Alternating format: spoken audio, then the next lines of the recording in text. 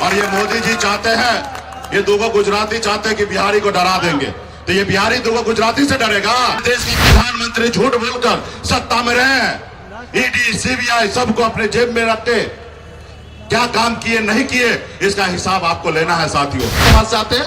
तो इसलिए साथियों, ये मोदी जी है, ये गरीब को देखना नहीं चाह रहे, पिछड़ा दलित को हक अधिकार देना नहीं चाहते हैं, ये तो खरीद लिया।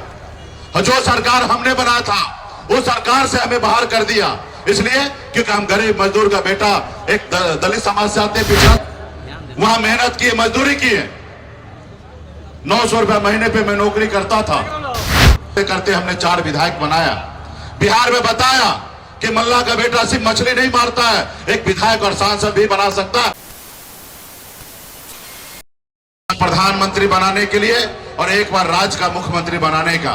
लेकिन इस बार जो चुनाव है वो देश के प्रधानमंत्री बनाने का है, और साथ ही ये चुनाव बहुत खास है। खास इसलिए है साथियों क्योंकि हमारे देश का संविधान जो है वो खतरे में है साथियों, देश के लोकतंत्र व्यवस्था जो है वो खतरे में है साथियों। ये देश आपका है साथियों, आपके पूर्वज ने पौने 200 साल अंग्रेज से लड़ाई लड़ा, तब जाके ये देश आजाद हुआ साथियों। इस देश में आजादी से पहले अंग्रेज का शासन हुआ करता था, लाखों की संख्या में आपके पूर्वज ने लड़ाई लड़ा, बलिदान दिया, शहीद हुआ, उसके बाद ये देश आजाद हुआ साथियों। इसलिए साथियों, ये देश आपका है, हमारा है, किसी का जागीर नहीं है। आजादी के बाद बाबा साहब भीमराव अंबेडकर ने हमें एक संविधान बना के दिए साथियों, हमें एक लोकतंत्र बना के दिए। उस संविधान में गरीब पिछड़ा दलित को सर उठा के जीने के लिए अधिकार दिया गया साथियों, अधिकार दिया गया। अगर बाबा साहब भीमराव अंबेडकर का अगर संविधान नहीं होता तो आज आपके बीच में एक मल्ला का बेटा सीना चौड़ा करके आज बात नहीं रख सकता था साथियों। आज हमें इस आजाद भारत में हमें जो भी मिला है वो हमें बाबा साहब भीमराव अंबेडकर के दिए हुए संविधान से मिला है साथियों। लेकिन ये मोदी जी जो है ये मानते नहीं है संविधान को, इसलिए साथियों जरूरी है इनको बदलने का। आज देखिए देश में जितने भी सरकारी संस्थान थे सबको प्राइवेट किया जा रहा है, और जब वो प्राइवेट होगा तो गरीब पिछड़ा दलित का आरक्षण कहाँ जाएगा? कहीं ना कहीं आरक्षण खत्म हो रहा है। आज बनी हुई सरकार को मोदी जी गिरा देते हैं, जो जनता का चुना हुआ सरकार होता है उनको अपने पैसे के दम पर गिरा देते हैं। किसी का बनाया हुआ विधायक को खरीद लेते हैं, सांसद को खरीद लेते हैं। तो इसलिए साथियों ये लोकतंत्र कहाँ है? आज चुनाव आयोग को अपने जेब में रखे हैं, ईडी सीबीआई को अपने जेब में रखे हैं। तो इसलिए साथियों ये लोकतंत्र हमारा खतरे में है। तो इसलिए साथियों आपको हमको लड़ाई लड़ने की आवश्यकता है। जैसे हमारे पूर्वज ने लड़ाई लड़ा था वैसे हमको लड़ाई लड़ने की आवश्यकता है। आज बताइए, एक गरीब मछुआरा परिवार में मैं जन्म लिया, ऐसे परिवार में जन्म लिया जहां एक रोज पिताजी मछली ना मारे तो दूसरे रोज घर पे खाना नहीं बनता। इतने गरीब घर में हम जन्म लिए। हम गरीबी से लड़ते लड़ते बॉम्बे जैसे शहर गए, वहां मेहनत किए, मजदूरी किए, 900 रुपए महीने पे मैं नौकरी करता था, और नौकरी मेहनत के दम पर बॉम्बे में अपनी बेहतर जिंदगी जीने लगा, मुकाम को हासिल किया। फिर मैं मुड़ कर देखा तो मैं तो काफी आगे निकल गया हूं, लेकिन हमारा समाज बहुत पीछे रह गया है। लोग चांद पे घर बनाने के लिए सोच रहा है, लेकिन आज भी बिन बेलदार नोनिया मला चाहे तियरबन पर इन निषाद का, अति पिछड़ा का, दलित भाई के लिए इस धरती पर रहने के लिए घर नहीं है। फिर मैंने बम्बई के ऐशोआराम जिंदगी को छोड़कर पिछले 10 सालों से मैं संघर्ष कर रहा हूं, अपने समाज के हक अधिकार के लिए लड़ाई लड़ रहा हूं। आज बताइए क्या मैं गुनाह कर रहा हूं? अपने गरीब लोगों के लिए लड़ाई लड़ना क्या देश में कोई गुनाह है? अब बताइए 2020 में संघर्ष करते करते हमने 4 विधायक बनाया। बिहार में बताया कि मल्ला का बेटा सिर्फ मछली नहीं मारता है, एक विधायक और सांसद भी बना सकता है। ये बिहार को हमने बताया, हमारे 4 विधायक बना, हमारे सहयोग से सरकार बना। अगर हम समर्थन नीतीश जी को नहीं देते तो बिहार में सरकार नीतीश जी का नहीं बनता। यूं कह दीजिए एक मल्ला का बेटा के समर्थन से बिहार में सरकार बना। हमने उनको मुख्यमंत्री बनाया, हम मंत्री बने, अपने समाज का हक अधिकार के लिए लड़ाई लड़ रहे थे, लेकिन उनको अच्छा नहीं लगा। वो देखा जिस समाज को, जिसको बरसों से हम अपने पैर तले दबा के रखे, आज उसका बेटा खड़ा हो गया। इनको रोको। अगर नहीं रोकोगे तो बिहार में अति पिछड़ा 36% है, बहुत आगे निकल जाएगा, इसको रोको। और उन्होंने एक साजिश के तहत हमारे विधायक को खरीद लिया। जो सरकार हमने बनाया था वो सरकार से हमें बाहर कर दिया, इसलिए क्योंकि हम गरीब मजदूर का बेटा एक दलित समाज से आते हैं, पिछड़ा समाज से आते हैं। तो इसलिए साथियों, ये मोदी जी है, ये गरीब को देखना नहीं चाह रहे, पिछड़ा दलित को हक अधिकार देना नहीं चाहते हैं। ये बड़े लोगों का सरकार है, अडानी अंबानी का सरकार है, ये गरीब का सरकार नहीं है। साथियों, आपने सुना 2014 में मोदी जी आए, आपसे क्या वादा किया था कि हम आपके अच्छे दिन लाएंगे, हर युवा को हर साल 2 करोड़ नौकरी देंगे। क्या नौकरी मिला? क्या आपके अच्छे दिन आए? उन्होंने कहा कि देश में किसान आत्महत्या कर रहा है, हम सरकार में आएंगे, हर किसान को आमदनी दुगुना करेंगे। क्या हुआ? उन्होंने कहा हर गरीब को पक्का मकान बना के देंगे, हुआ? नहीं हुआ। तो इसलिए साथियों, आज क्या कह रहे हैं मोदी जी? हिंदू, मुसलमान, मंदिर, मस्जिद, सनातन। अरे भाई बताइए, आप देश के प्रधानमंत्री हैं, 140 करोड़ देश के माए बाप हैं, और आप ऐसी शब्द की इस्तेमाल कर रहे हैं।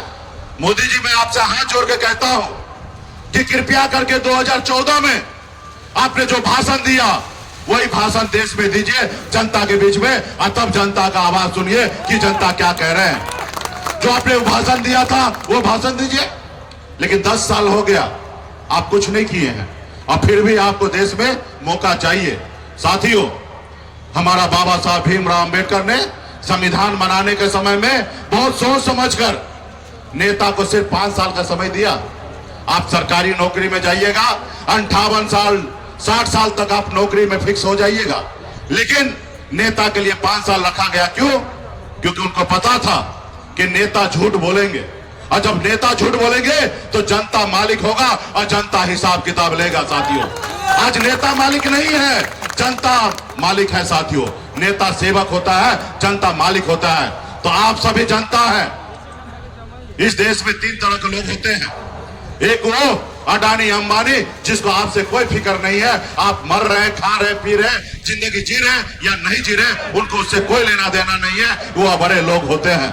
एक वो लोग होते हैं जो रात में क्या खाएंगे, कल क्या खाएंगे, उसके लिए फिक्र लगाता है, उसके लिए वो परेशान रहते हैं। और तीसरा आप जैसे लोग होते हैं जो नेता को सुनने के लिए आते हैं, क्योंकि उसके लिए वो परेशान रहते हैं। और तीसरा आप जैसे लोग होते हैं जो नेता को सुनने के लिए आते हैं, क्योंकि आपके पास अच्छा बुद्धि विवेक है, आप चाहते हैं कि हमारा देश आगे बढ़े, आपके अपने बच्चे आगे बढ़े, ये सोचते हैं।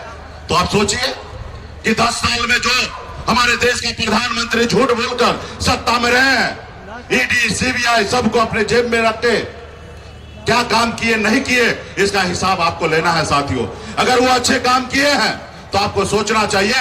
अगर वो उन्होंने अच्छा 10 साल में नहीं किया, युवा को नौकरी नहीं दिया, किसान को आय दुगुना नहीं हुआ, हर गरीब को पक्का मकान नहीं बना, तो आपको सोचना है। साथियों, आप 5 साल का बाबा साहब ने समय दिया, उन्होंने 10 साल का ले लिया। अब आपको निर्णय लेना है कि उनको बदलने का। साथियों, उनको बदलने का। साथियों, इसलिए साथियों, संघर्ष करना पड़ेगा, लड़ाई लड़ना पड़ेगा। आज देखिए, मुझे हम एक आवाज उठा रहे हैं। ये मोदी जी कौन पार्टी से है? भारतीय जनता पार्टी। भारतीय जनता पार्टी कौन है? यही भारतीय जनता पार्टी है। जब मंडल बनाम कमंडल चालू किया था, हमारा ओबीसी का 27% आरक्षण को रोक के रखा गया था, साथियों, वही मंडल वाले लोग हैं। ये आपके लिए सोचेंगे? ये आपके हाथ से गिलास पानी नहीं पिएंगे और ये आपके लिए संसद भवन में बात करेंगे? नहीं करेंगे साथियों, कभी नहीं करेंगे। ये सिर्फ आपको गुलाम बनाना चाहता है, आपको कभी नहीं चाहेगा कि आप मालिक बनिए। साथियों, तो इसलिए साथियों, विचारधारा की लड़ाई है। हम लालू प्रसाद यादव जी को विचारधारा को मान रहे। आज देखिए, अभी अमित शाह जी आए थे, बिहार में झूठ बोल रहे थे, और हम हैं बिहारी, कोई हमारे राज्य में आके और हम ही को सिखा के जाए, झूठ बोल के जाए, तो भला कैसे हम रुक जाएंगे? हमने उनको याद दिलाया कि गृह मंत्री जी, आप जो कह रहे हैं कि कांग्रेस पार्टी ने ओबीसी आरक्षण को रोक के रखा, आप थोड़ा इतिहास को पढ़ लीजिए। ओबीसी आरक्षण को कांग्रेस ने नहीं रोका। कांग्रेस ने ओबीसी का मंडल कमीशन का 40 सिफारिश में 2 सिफारिश अभी तक लागू हुआ, वो भी कांग्रेस ने किया। 27% आरक्षण हो, या 27% वो एजुकेशन में आरक्षण हो, ये दोनों सिफारिश ने कांग्रेस पार्टी ने किया। ये बात सही है। 40 सिफारिश में से 38 सिफारिश नहीं की है, जिसके कारण आज सत्ता में नहीं है। लेकिन आप तो सत्ता में पावर में हैं। 7 साल आप स्वर्गीय अटल बिहारी वाजपेयी जी सत्ता में थे, 10 साल से मोदी जी हैं। क्या आपके हाथ में मेहंदी लगा है? क्या आप ताली बजा रहे हैं? आपको करना चाहिए था, लेकिन आपने तो कुछ भी नहीं किया। और आप झूठ बोल रहे हैं कि अटल बिहारी हमारे कांग्रेस पार्टी रोक के रखा है। उनको बुरा लग गया। अब बुरा ऐसा लगा कि 2 घंटे में हमारा Y+ सुरक्षा लेके चला गया। अब बताइए, ये देश का लोकतंत्र व्यवस्था है? क्या संविधान को मानते हैं? अरे भाई, Y+ सुरक्षा हमको क्यों मिला था? हमारे जान माल का खतरा था, इसलिए मोदी जी ने दिया था, भारत सरकार ने दिया। हमारी बात से आपको नाराजगी हो सकता है, लेकिन इसका यह मतलब कि आप हमारा सुरक्षा हटा लीजिएगा। तो मोदी जी, आप सुरक्षा ले लीजिए, मुझे कोई फर्क नहीं पड़ता है। हम गरीब घर में जन्म लिए हैं, कोई सुरक्षा लेके जन्म थोड़े लिए थे। हमारे लिए तो लाखों करोड़ों युवा हमारे साथ खड़ा है और आगे चलने के लिए तैयार है। और ये मोदी जी चाहते हैं, ये दूगो गुजराती चाहते हैं कि बिहारी को डरा देंगे। तो ये बिहारी दूगो गुजराती से डरेगा क्या? गुजराती से बिहारी डरेगा? तो फिर ये इनको पता नहीं है कि बिहारी जो होते हैं ना, एक बिहारी 100 पे भारी होते हैं। अगर अपने आप पे आ जाए तो एक बिहारी 100 पे भारी होते हैं। तो इसलिए साथियों, मजबूती से हमारे लोकसभा का मुंगेर लोकसभा के प्रत्याशी बहन कुमारी अनीता जी राष्ट्रीय जनता दल के उम्मीदवार हैं। आप सभी से आग्रह करने के लिए है कि मजबूती से इनका लालटेन छाप पर 2 नंबर बटन पर इनको अपना मत दीजिए, ताकि ये जीते और गरीब समाज से हैं, आपके हक अधिकार के लिए लड़ाई लड़ेंगे। और प्रेजेंट में जो सांसद है, उनके बारे में हमको क्या कहना है? आप सब जानते हैं हमसे ज्यादा कि जब रोड से जाते हैं तो अपने गाड़ी का कांच दरवाजा भी नहीं खोलते हैं और कांच भी नहीं गिराते हैं और आपसे सही से बात भी नहीं करते हैं।